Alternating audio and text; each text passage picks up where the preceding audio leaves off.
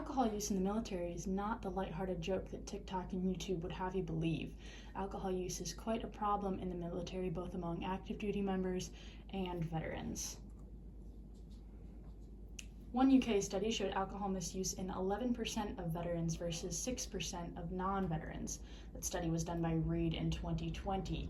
This shows that almost twice as many veterans use alcohol in an abusive manner versus non-veterans, because there are many situations in a military environment in which alcohol is presented and alcohol is used as a coping mechanism. A US study showed a lifetime prevalence rates of alcohol use disorder among US military veterans with PTSD ranging from 55 to 68%. So those with PTSD are often coping with their symptoms using alcohol.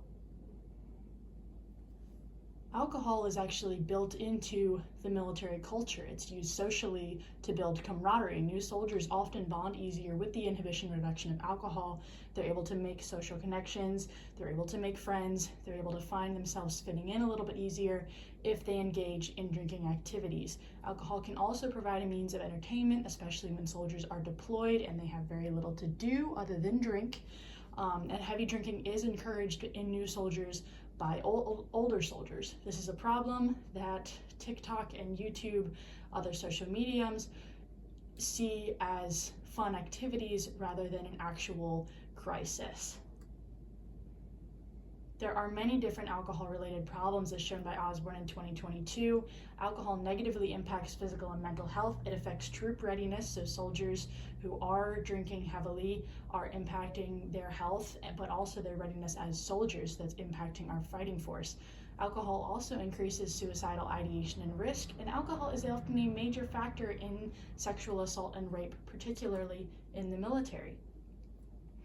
Rather than encouraging heavy drinking, a healthier response to this crisis would be to show heavier consequences for drinking-related incidents, such as DUIs and rape involving alcohol.